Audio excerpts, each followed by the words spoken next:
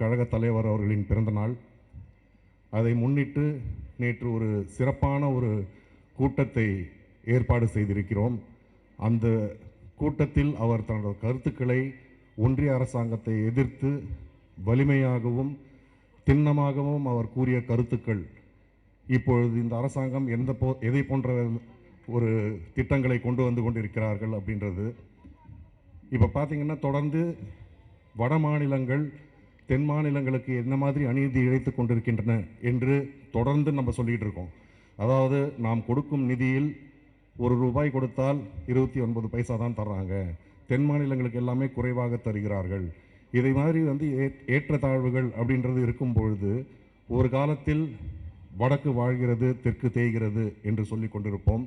ஆனால் அந்த நிலைமை ஒரு 60 ஆண்டு காலங்களில் கடின உழைப்பால் தென் மாநிலங்கள் எல்லாம் சிறப்பாக செயல்பட்டு இன்று தெற்கில் இருக்கும் மாநிலங்கள் எல்லாம் சுகாதார குறியீடாக இருந்தாலும் சரி, கல்வி குறியீடாக இருந்தாலும் சரி, அனைத்து குறியீடுகளிலும் சிறந்து விளங்கும் அளவிற்கு இன்று வளர்ந்து கொண்டிருக்கும் இந்த நேரத்தில் இந்த டாக்ஸை வச்சுக்கிட்டு எப்படி இவர்களை நாம் ஒடுக்கலாம் என்று தொடர்ந்து அவர்கள் செய்து கொண்டிருக்கிறார்கள்.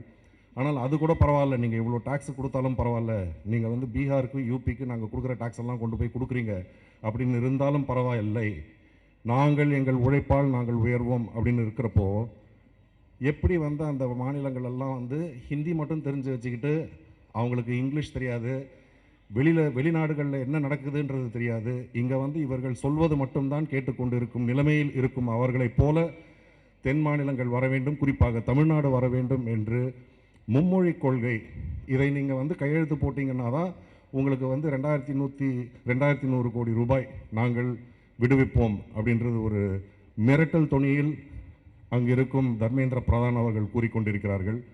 ஆனால் நமது கழக தலைவர் அவர்கள் 2000 கோடி இல்லை, 5000 கோடி இல்லை, 10,000 கோடி கொடுத்தாலும் நாங்கள் உங்களுடைய கருத்துக்களை ஏற்றுக்கொள்ள மாட்டோம் என்று தீர்மானமாக அதை கூறியிருக்கிறார். இது பல சர்ச்சைகள் அப்படின்றது இருக்கும் பொழுதும் ஹிந்தி கற்றுக்கிறதுனால, அதாவது ஒரு மொழியே தவிர அது அறிவில்லை, மூன்றாவது மொழி கற்றுக்க வேண்டிய அவசியமே இல்லை. ஏன்னா நம்ம இப்போ இங்கே என்ன கூட படித்த ஒரு மாணவர்களே +2 படிக்கிற வரைக்கும் ஹிந்தி படிச்சிருக்காங்க. நானும் அவங்களும் டெல்லிக்கு போகிறோம் இல்லை வட மாநிலங்களுக்கு போகிறோம்னா எனக்கு ஹிந்தி தெரியாது. அந்த பையன்கிட்ட சொல்லுவேன், நீ தான் 12ஆம் கிளாஸ் வரைக்கும் ஹிந்தி படிச்சிருக்கியே, ஏதாவது பேசுன்னா எனக்கு பேச தெரியாது, எழுத்து என்ன இருக்குன்றது சொல்ல தெரியும், அதுக்கு அர்த்தம் கூட எனக்கு தெரியாது அப்படி சொல்லுவாங்க. ஸோ நீங்கள் கல்வி கற்றால் மட்டும் போதாது, அது தொடர்ந்து பேசி கொண்டிருந்தால் அதை பற்றி தெரிய வரும். இதுவே நீங்கள் பார்த்தீங்கன்னா ஒரு வேலை நிமித்தமாக யாராவது வட மாநிலங்களுக்கு போகிறாங்கன்னா 6 மாதத்தில் 3 மாதத்தில் அவங்க ஹிந்தி பாஷை அப்படின்றத கற்றுப்பாங்க.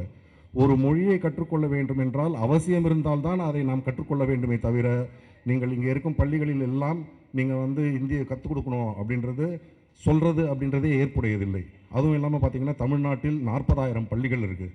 அவங்க நாங்கள் ஹிந்தி கற்றுக்கணும்னு சொல்லலை, 3வது மொழியாக ஒரு மொழியை கற்றுக்கொள்ள வேண்டும் என்று சொல்கிறோம் அப்படின்றாங்க.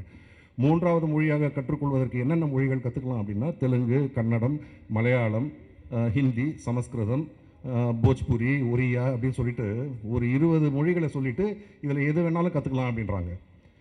இந்த ஒரு சின்ன கணக்கு தான் அது. 40,000 பள்ளிகள் இருக்குது. ஒவ்வொரு பள்ளிக்கும் இவங்க சொல்கிற மொழிகள் அப்படின்னு பார்த்தா 20 மொழிகள் இருக்குது. 20 மொழிகளுக்கு 20 ஆசிரியர்களை நியமிக்க வேண்டும் என்றால் 40,000 பள்ளிகளில் 8 லட்சம் ஆசிரியர்களை நாம் நியமிக்க வேண்டும். அந்த 8 லட்சம் பேருக்கு மாதத்திற்கு 10,000 ரூபாய் சம்பளம் அப்படின்னு சொன்னீங்கன்னா கூட 800 கோடி ரூபாய் ஒரு மாதத்திற்கு. அப்படின்னா என்ன, ஒரு வருஷத்துக்கு 9,600 கோடி ரூபாய் அப்படின்றது கொடுக்கணும்.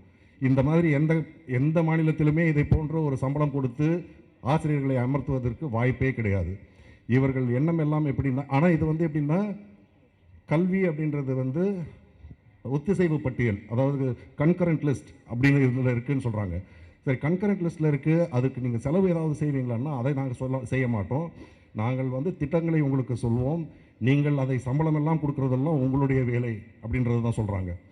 இதை போன்று தொடர்ந்து தமிழ்நாட்டை வஞ்சித்து கொண்டிருக்கும் ஒன்றிய அரசாங்கத்தை எதிர்த்து நமது கழக தலைவர் அவர்கள் பேரறிஞர் அண்ணா காலத்திலிருந்து நாம் தொடர்ந்து வடக்கிலிருந்து வரும் திட்டங்களையும் அவர்கள் சூழ்ச்சிகளையும் எதிர்த்து கொண்டிருக்கிறோம். அவர்கள் வழியில் இன்று அவர் சிறப்பான ஒரு எதிர்ப்பை காட்டிக் கொண்டிருக்கிறார்.